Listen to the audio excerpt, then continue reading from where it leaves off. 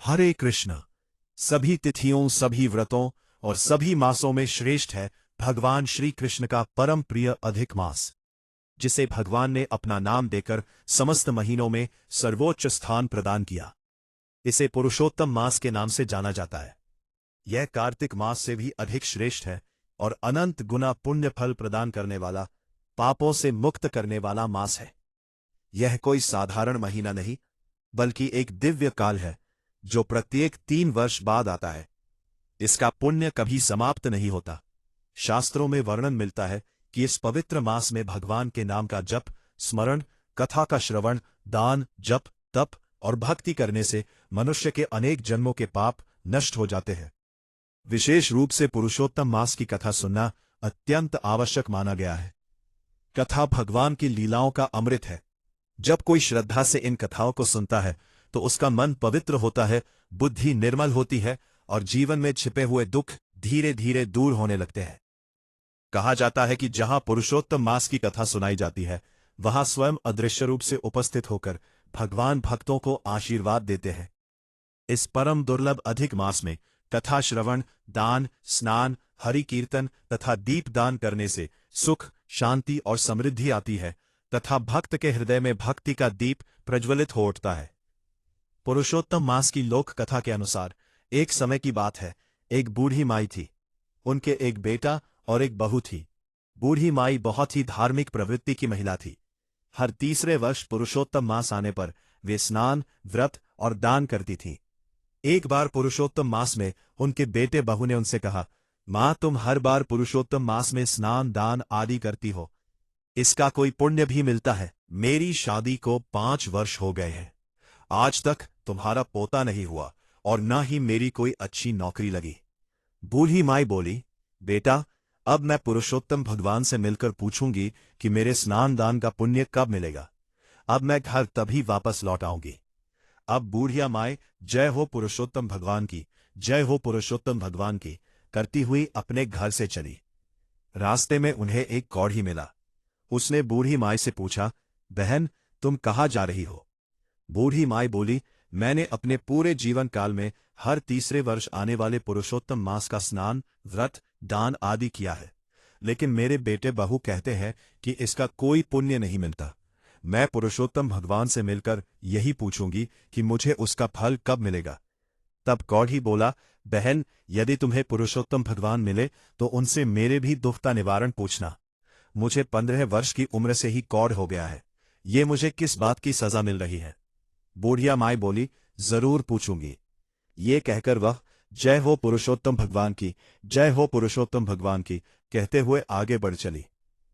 आगे चलकर रास्ते में उन्हें एक कुम्हार पति मिले। उन्होंने पूछा, माई, आप कहाँ जा रही हो? बूढ़िया माई ने सारी बात उन्हें बता दी।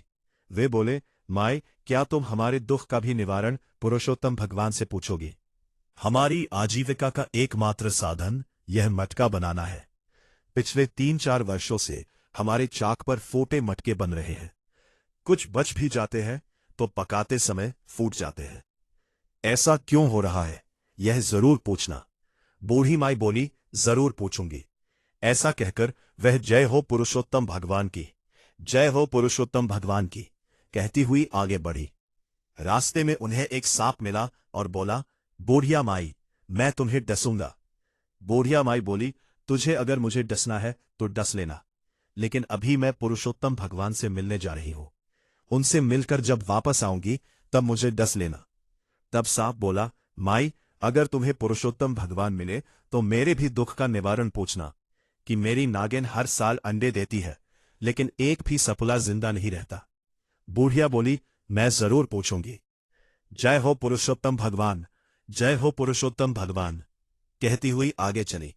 तो फिर आगे उन्हें एक पेड़ के नीचे एक साधु महात्मा बैठे हुए मिले। उन्होंने पूछा, बूढ़िया माई, कहां से आई हो और कहां जा रही हो? बूढ़िया माई ने उन्हें अपने बेटे बहू के दिए तानों की सारी बात बताई। तब साधु बोले, बूढ़िया माई, क्या भगवान ऐसे ही मिल जाते हैं, और मिलेंगे तो उन्हें पहचानोगी कैसे? बूढ़िया माई बोली, मैं उन्हें पहचान लूंगी। ऐसा कहकर बूढ़िया माई ने उन साधु महात्मा को प्रणाम किया और बोली, जय हो पुरुषोत्तम भगवान, जय हो पुरुषोत्तम भगवान। तब बुढ़िया माई की निष्ठा भक्ति से प्रसन्न होकर पुरुषोत्तम भगवान ने उसे दर्शन दिए और बोले, बुढ़िया माँ, तुम्हें क्या चाहिए? वह बुढ़िया माई बोली, भगवान, मुझे आपके दर्शन होते ही सब कुछ मिल गया, मुझे और कुछ नहीं चाहिए। पुरुषोत्तम भगवान बोले, हे बुढ़िया माँ, तेरा कल्याण हो। अब बुढ़िया माई ने रास्ते में मिले सभी दुखियों के दुखों का एक एक करके निवारण पूछना शुरू किया। सबसे पहले बुढ़िया माई ने कोढ़ी के लिए पूछा, तो भगवान बोले, बुढ़िया माई, वह अपने पिछले जन्म के कर्मों का फल भोग रहा है।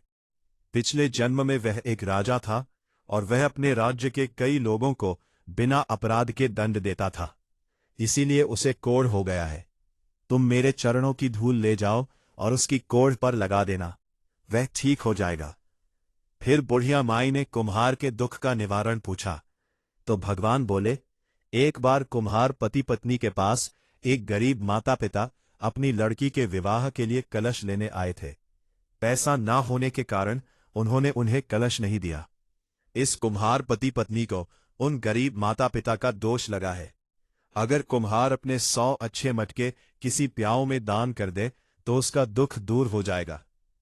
अब बुढ़िया माई ने नाग नागिन का पूछा, तो भगवान बोले, नागिन ने एक बार एक गर्भवती स्त्री को डस लिया था, जिससे वह गर्भवती स्त्री को अपने गर्भ में पल रहे बच्चे के साथ मर गई। उन्हें उस गर्भवती स्त्री का दोष लगा है। अगर वह नागिन अपनी अमृतमणि किसी गरीब को दे दे तो उन्हें बच्चा हो जाएगा। यह सुनकर बुढ़िया माई ने भगवान को प्रणाम किया। पुरुषोत्तम अंतर्ध्यान हो गए। अब बुढ़िया माई ने भगवान के चरणों की धूल अपनी साड़ी के पल्लू में बांध ली और सबसे पहले उस सांप से मिली। बुढ़िया माई को देखते ही सांप बोला, क्या हुआ माई, भगवान के दर्शन हुए? बुढ़िया माई बोली, हाँ, मुझे दर्शन हुए। सांप ने पूछा, तुमने मेरे दुख का निवारण पूछा? बुढ़िया माई ने सारी बात सर्प को बता दी। तो वह बोला, माई, मैं कोई गरीब व्यक्ति कहां से लाऊंगा? मेरे पास कोई डर के मारे नहीं आता। ये अमृतमणि तुम ही ले जाओ। उसने वह अमृतमणि बुढ़िया को दे दी। अमृतमणि लेकर बुढ़िया माई अपने घर की ओर चली। आगे चली तो उन्हें कुम्हार पति पत्नी मिले। उन्होंने पूछा, हे मां, क्या तुम्हें भगवान के दर्शन हुए? हमारे दुख का निवारण पूछा? तो बुढ़िया माई ने कहा, हां, मुझे भगवान के दर्शन हुए और मैंने तुम्हारे दुख का निवारण पूछ लिया। और उन्होंने इस तरह सारी बात उन दोनों को बता दी। वे बोले, हम आज ही 100 मटके एक प्याऊ में दान कर देंगे। अब बुढ़िया माई उनसे विदा लेकर आगे चली तो उन्हें वह कोढ़ी मिला। कोढ़ी बुढ़िया माई से पूछने लगा, क्या हुआ बहन, भगवान मिले? तो बुढ़िया माई बोली, हाँ, भगवान के दर्शन हुए और मैंने तुम्हारे दुख का निवारण भी पूछ लिया है। बुढ़िया माई ने कोढ़ी को सारी बात बता दी और कहा, ये तुम्हारे पूर्व जन्म के कर्मों का फल है जो तुम भोग रहे हो। बुढ़िया माई ने भगवान के चरणों की धूल कोढ़ी के शरीर पर लगाई तो कोढ़ी ठीक हो गया। कोढ़ी ने बुढ़िया माई को खूब धन दौलत दी। अब बूढ़ी माई खूब सारा धन दौलत और अमृतमणि लेकर अपने घर पहुंची तो उन्होंने देखा कि उनका घर एक सुंदर मकान में बदल गया है। घर में अन्न धन के भंडारे भर गए। बेटा बहू मां को देखकर बहुत खुश हुए। बेटे ने कहा, मां, मुझे बहुत अच्छी नौकरी मिल गई है और तुम्हारी बहू भी पुरुषोत्तम भगवान की कृपा से गर्भवती है। बेटे बहू ने भगवान के चरणों की धूल को अपने माथे से लगाया और सबने पुरुषोत्तम भगवान की जय जयकार की। तो हे अधिक मास के देवता पुरुषोत्तम भगवान, हे पुरुषोत्तम मास, इस कहानी को कहते, सुनते और हुंकारा भरते सभी भक्तों की मनोकामनाएं पूर्ण करना। जैसे बुढ़िया माई को भक्ति दी और उन्हें धन के भंडारे भरे, सुख दिए, समृद्धि दी, वैसे सभी को देना। अब सुनिए कि कैसे अशुभ माने जाने वाला मास भगवान के स्वरूप और नाम पुरुषोत्तम मास से विख्यात हुआ। अब उसकी दुर्लभ कथा का श्रवण करें। इसे सुनने से पापों से मुक्ति मिलती है और भगवान श्री कृष्ण अति प्रसन्न होते हैं। द्वापर युग में जुए में हारने के बाद पांडव वनवास को चले गए और काम्यवन में रहने लगे। वहां वे अत्यंत कष्ट में जीवन बिताते थे।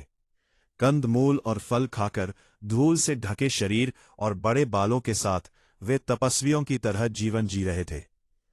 एक दिन भगवान श्री कृष्ण मुनियों के साथ उन्हें देखने वहां पहुंचे। भगवान को देखकर पांडव ऐसे प्रसन्न हुए मानो कि मृत शरीर में प्राण लौट आए हो। उन्होंने प्रेम पूर्वक उनका स्वागत किया और चरणों में प्रणाम किया। द्रौपदी भी अत्यंत विनम्रता से उनके सामने उपस्थित हुई। पांडवों और द्रौपदी की दयनीय अवस्था देखकर भगवान श्री कृष्ण का हृदय द्रवित हो गया और वे कौरवों पर अत्यंत क्रोधित हो उठे। उनका क्रोध प्रलय की अग्नि के समान भयंकर था। ऐसा प्रतीत हो रहा था कि वे संपूर्ण संसार को नष्ट कर देंगे। ये देखकर अर्जुन भयभीत हो गए और उन्होंने हाथ जोड़कर भगवान की स्तुति करते हुए कहा, हे प्रभु, आप जगत के रक्षक हैं। एक के अपराध के कारण संपूर्ण सृष्टि का नाश करना उचित नहीं है। जैसे कोई मच्छरों को मारने के लिए अपना घर नहीं जलाता, वैसे ही आप भी क्रोध को शांत करें। अर्जुन के विनम्र वचनों को सुनकर भगवान श्री कृष्ण शांत हो गए। उनका क्रोध शांत होते ही पांडवों ने राहत की सांस ली और प्रेम पूर्वक उनकी सेवा की। इसके बाद अर्जुन ने भगवान से वही प्रश्न किया जो कभी नारद जी ने भगवान विष्णु से पूछा था। हे प्रभु, ऐसा कौन सा उपाय है जिससे मनुष्य के सभी दुख दूर हो जाए? भगवान श्री कृष्ण ने कहा, हे अर्जुन, यह अत्यंत गुप्त और दुर्लभ रहस्य है जिसे ऋषि मुनि भी आसानी से नहीं जानते। फिर भी तुम्हारे प्रेम और भक्ति के कारण मैं तुम्हें बताता हूं। उन्होंने आगे समझाया कि इस सृष्टि में हर वस्तु जैसे समय, मास, ऋतु, नदियां, पर्वत, वन, औषधियां, सबके अपने अपने अधिष्ठाता देवता होते हैं जिनकी पूजा से फल प्राप्त होता है। फिर उन्होंने एक दुर्लभ कथा सुनाई।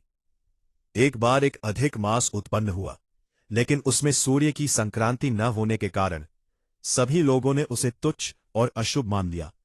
उसे मल मास कहकर अपमानित किया गया। इस तिरस्कार से वो मास अत्यंत दुखी और निराश हो गया।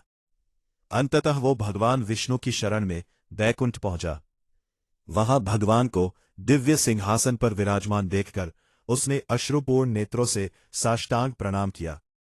अधिक मास अत्यंत दुखी होकर भगवान के चरणों में गिर पड़ा और करुण स्वर में बोला, हे कृपा के सागर, मुझसे बलवान अन्य महीनों ने मुझे मलमास कहकर तुच्छ ठहरा दिया है। उन्होंने मुझे अपने बीच से निकाल दिया है। मैं अनाथ और स्वामीहीन हो गया हूं। आप तो दीनों के रक्षक हैं, फिर मेरी रक्षा क्यों नहीं करते? वह आगे बोला, हे नाथ, जैसे आपने संकट में पड़े भक्तों की रक्षा की, वैसे ही मेरी भी रक्षा कीजिए। आपने देवों की रक्षा की, द्रौपदी की लाज बचाई, कालिया नाग के विष से गायों और ग्वालों को बचाया, जंगल की अग्नि से ब्रजवासियों को सुरक्षित किया, जरासंध के बंधन से राजाओं को छुड़ाया और गजराज को ग्राह के मुख से बचाया। तो क्या मैं आपकी शरण में आकर भी अनाथ रह जाऊं? इतना कहकर अधिक मास रोने लगा। उसके नेत्रों से आंसू बहने लगे और वह भगवान के सामने खड़ा खड़ा अपनी व्यथा में डूब गया। भगवान विष्णु यह दृश्य देखकर अत्यंत दयालु हो उठे। उन्होंने स्नेहपूर्वक कहा, हे वत्स, तुम इतने दुखी क्यों हो? तुम्हारे मन में कौन सा कष्ट है? मेरी शरण में आने वाला कभी शोक नहीं करता। यह बैकुंठ ऐसा स्थान है जहां न दुख है, न बुढ़ापा, न मृत्यु का भय। यहां केवल आनंद ही आनंद है। फिर तुम यहां आकर भी दुखी क्यों हो?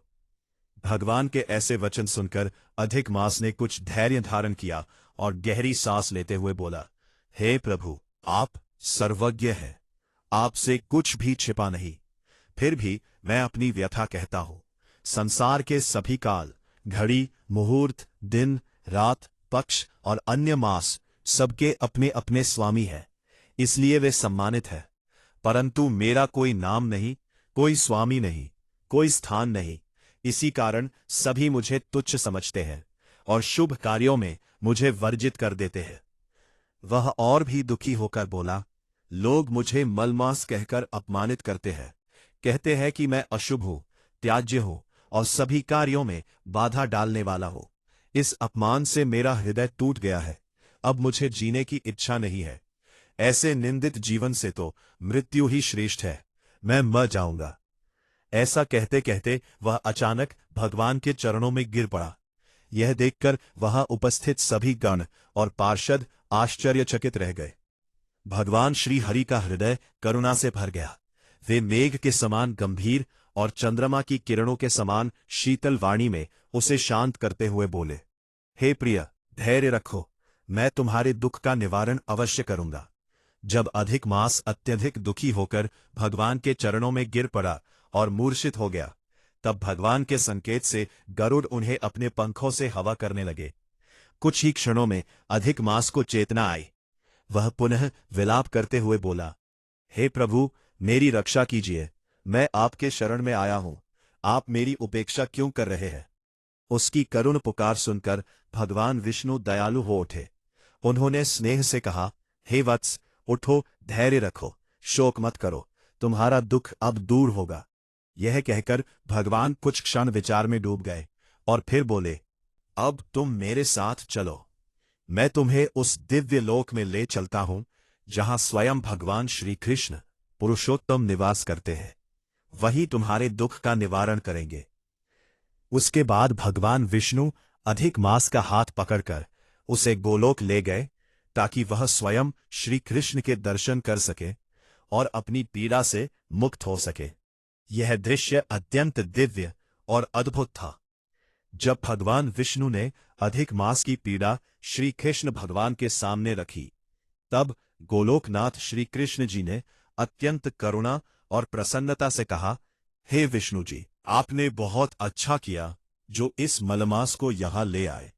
अब इसका उद्धार निश्चित है। भगवान श्री कृष्ण ने आगे कहा, जिसे तुमने स्वीकार किया उसे मैं भी स्वीकार करता हूं। आज से मैं इसे अपने समान महान बना देता हूं। मेरे जितने भी गुण, यश, ऐश्वर्य, महिमा है, वे सब मैं इसे प्रदान करता हूं। अब से ये मलमास नहीं बल्कि पुरुषोत्तम मास के नाम से प्रसिद्ध होगा। उन्होंने घोषणा की, आज से मैं स्वयं इसका स्वामी हूं। ये सभी महीनों में श्रेष्ठ और पूजनीय होगा। जो भी श्रद्धा से इस मास में व्रत, जप, दान और पूजा करेगा, उसके सभी दुख, पाप और दरिद्रता नष्ट हो जाएंगे। भगवान ने आगे इसकी महिमा बताते हुए कहा, अन्य मासों में किए गए पुण्य सीमित फल देते हैं, परंतु इस पुरुषोत्तम मास में किया गया एक छोटा सा पुण्य भी करोड़ों गुना फल देता है। जो मनुष्य इस मास में भक्ति करता है, वो बिना कठिन तपस्या के ही मेरे परम धाम को प्राप्त कर सकता है। उन्होंने यह भी कहा, जो लोग इस मास का अनादर करते हैं, धर्म कर्म नहीं करते, दान, स्नान और जप से दूर रहते हैं, वे दुर्भाग्यशाली होते हैं और उन्हें जीवन में दुख ही मिलता है। परंतु जो श्रद्धा और विश्वास से इस मास का पालन करते हैं, उन्हें धन, संतान, सुख और अंत में मोक्ष की प्राप्ति होती है। भगवान श्री कृष्ण ने विशेष रूप से कहा, मेरे इस पुरुषोत्तम मास के भक्त मुझे अत्यंत प्रिय है। उनके छोटे से प्रयास पर भी मैं प्रसन्न हो जाता हूं और उसकी मनोकामनाएं शीघ्र पूर्ण करता हूं। उसके दोष को भी मैं नहीं देखता। उन्होंने आगे निर्देश दिया, जब भी ये पुरुषोत्तम मास आए, तब सभी को अपनी शक्ति के अनुसार स्नान, पूजा, जप, दान अवश्य करना चाहिए। यही सबसे श्रेष्ठ साधन है और यही जीवन को सफल बनाने का सरल मार्ग है। अंत में भगवान श्री कृष्ण जी ने विष्णु जी से कहा, अब आप इस पुरुषोत्तम मास को साथ लेकर बैकुंठ लौट जाओ और इसे जगत में स्थापित करो, ताकि सभी लोग इसका पालन करें और इसका लाभ प्राप्त करें। भगवान श्री कृष्ण के ऐसे वचन सुनकर भगवान विष्णु अत्यंत प्रसन्न हुए। उन्होंने श्री कृष्ण को प्रणाम किया और अधिक मास, जो अब पुरुषोत्तम मास बन चुका था, को साथ लेकर गरुड़ पर सवार होकर बैकुंठ लौट गए। अब वो अधिक मास, जो सबसे अपमानित था, 12 महीनों में श्रेष्ठ बन गया और पुरुषोत्तम मास के रूप में प्रतिष्ठित होकर सम्मानित होने लगा।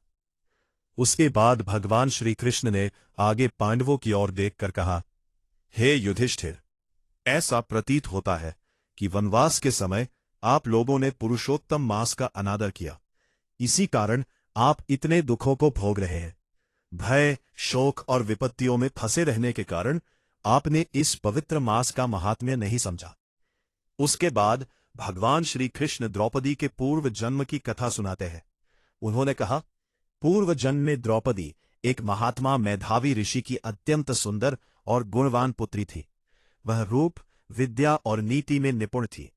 अपने पिता की अत्यंत प्रिय थी, किंतु उसके मन में एक ही चिंता थी, उसे योग्य पति और संतान सुख कैसे प्राप्त होगा। समय बीतता गया, परंतु उसका विवाह नहीं हो सका। वह अपनी सखियों को पति और परिवार का सुख भोगते देख स्वयं भी उस सुख की कामना करने लगी। उधर उसके पिता मेधावी ऋषि भी उसके योग्य वर की खोज में देश देशांतर भटकते रहे, परंतु उन्हें कोई योग्य वर नहीं मिला। इस कारण वे अत्यंत चिंतित और निराश हो गए। इसी चिंता और भाग्य के प्रबल प्रभाव से वे गंभीर रोग से ग्रस्त हो गए और अंततः उनका देहांत हो गया।